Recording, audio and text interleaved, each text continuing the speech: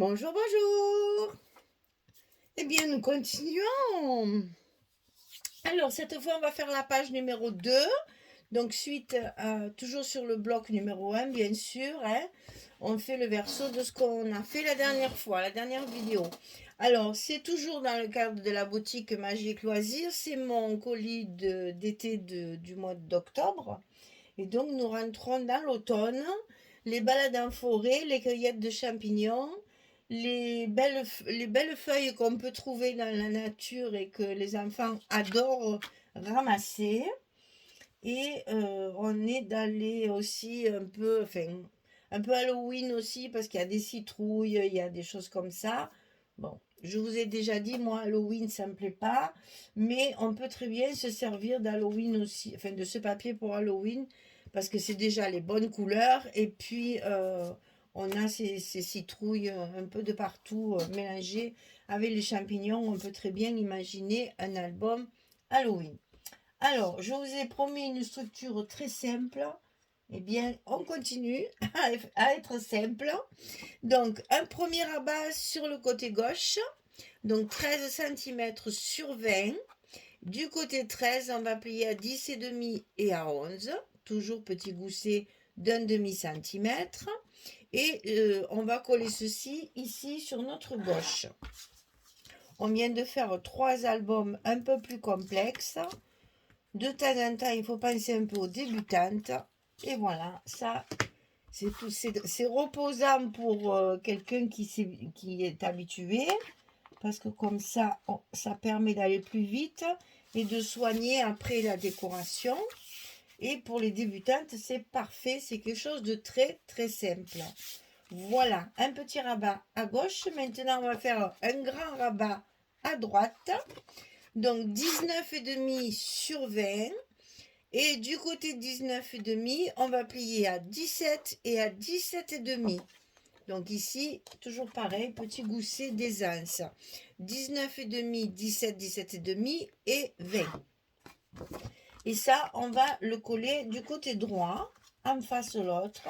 Comme ça fait la même hauteur que notre bloc, on n'a pas de repère à faire.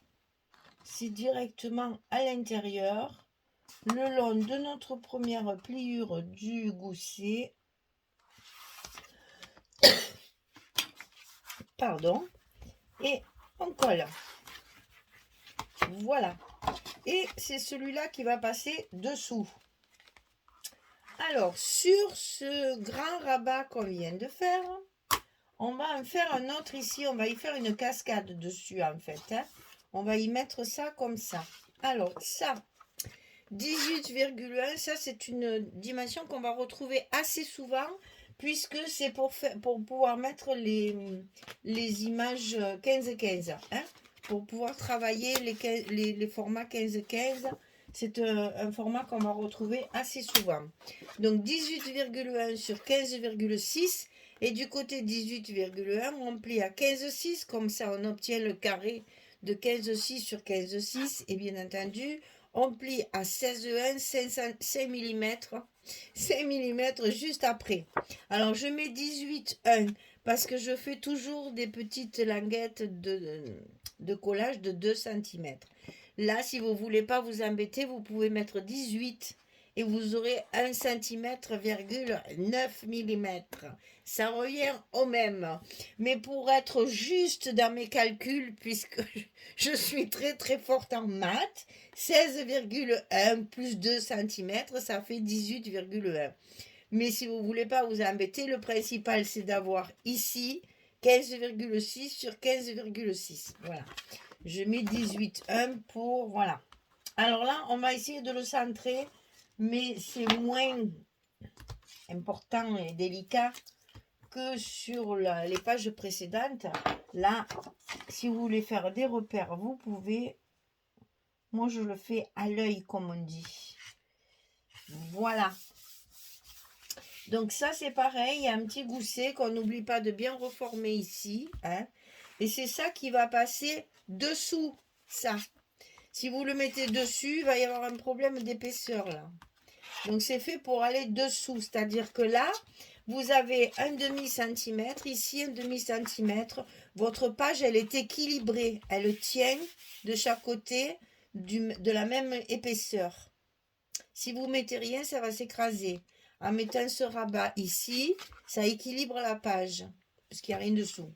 Et là, pareil, il y a un demi, donc on rattrape la même hauteur que là. Attention, ça c'est des petites astuces comme ça. Souvent, on n'y pense pas au début. Si vous ne mettez pas cette page-là, ça va s'écraser à plat, alors qu'ici, on a un petit gousset qui va rester en l'air. Pas joli. Là, la page, elle est bien équilibrée. Des deux côtés, vous avez le gousset. Ça maintient bien votre page à plat. Et comme ça, vous pouvez mettre celle-ci par-dessus. Tout est au même niveau. Voilà, ça, c'est des petites astuces au passage. Je vous dis ça parce que c'est des erreurs qu'on fait, ça, au début. Et je les ai faites comme tout le monde. Hein. Ne croyez pas que j'ai rien inventé. Hein. Moi, j'ai écouté aussi essentiellement des Américaines, bien sûr, puisque quand j'ai commencé, il y avait très très peu de Françaises. Donc, essentiellement des Américaines au début.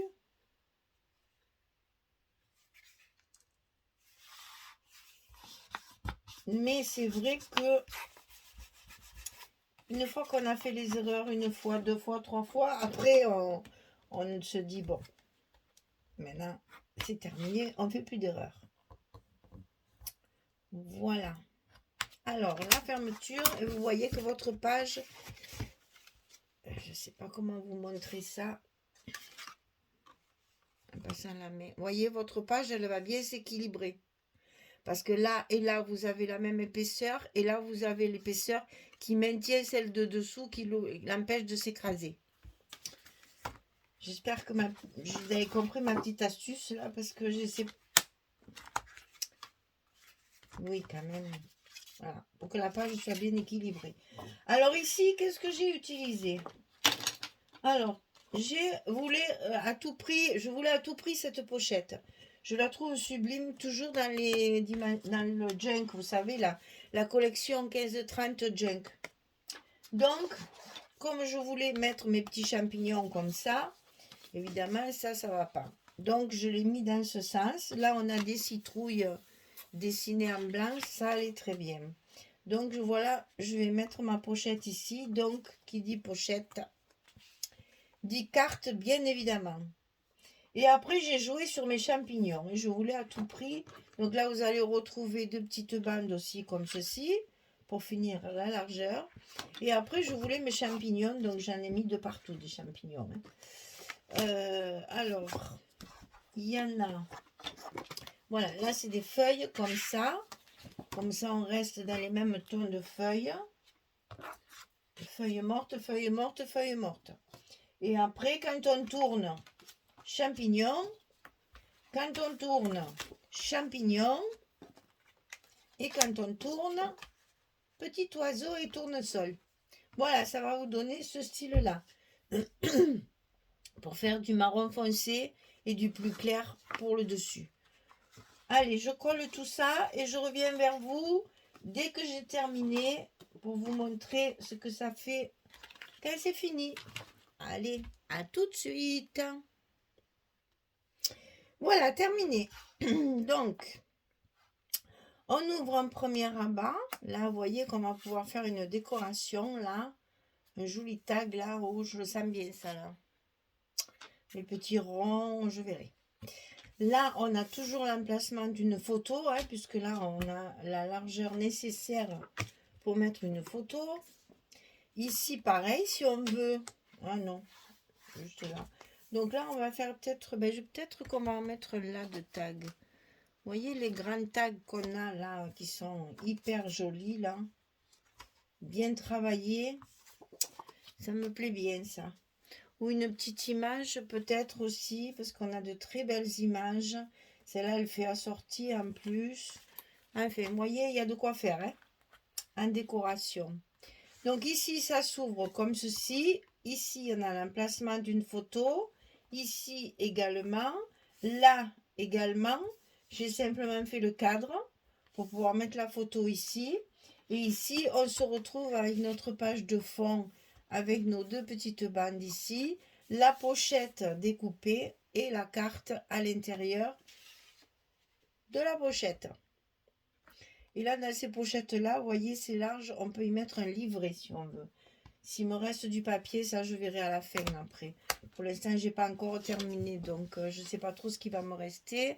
Je fais tout avec parcimonie pour utiliser toutes mes décos parce que alors j'aurais voulu mettre sur mes pages chaque fois.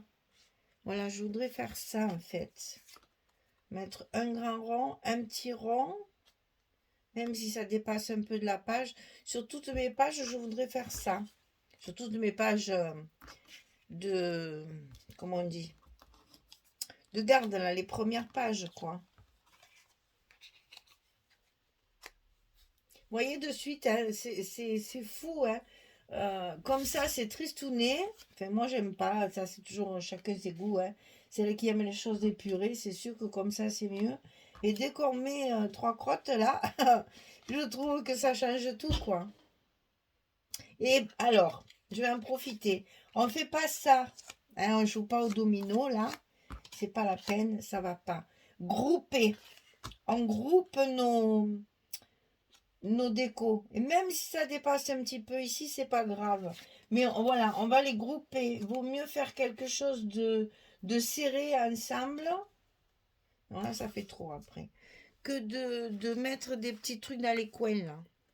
Et si on met par exemple un tag ici, on peut très bien l'imaginer justement de le retravailler encore comme ceci, avec des choses par-dessus à découper pour mettre du volume, etc.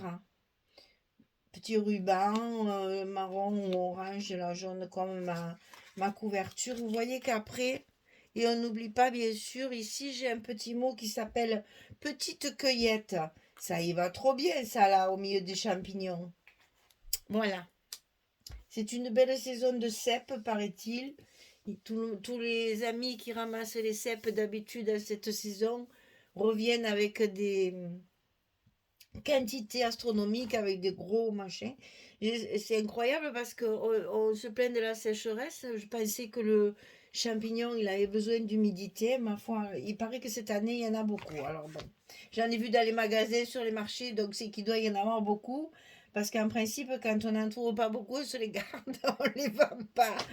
Voilà, mais donc là, on voit bien. Bon, ceux-là, par contre, là, les rouges à pois blancs, là, ceux-là, on les mange pas. Hein. Mais j'ai vu des girolles aussi. J'ai vu des cèpes, il y en a pas mal sur les marchés, même dans les primeurs, tout ça, il y en a des cèpes.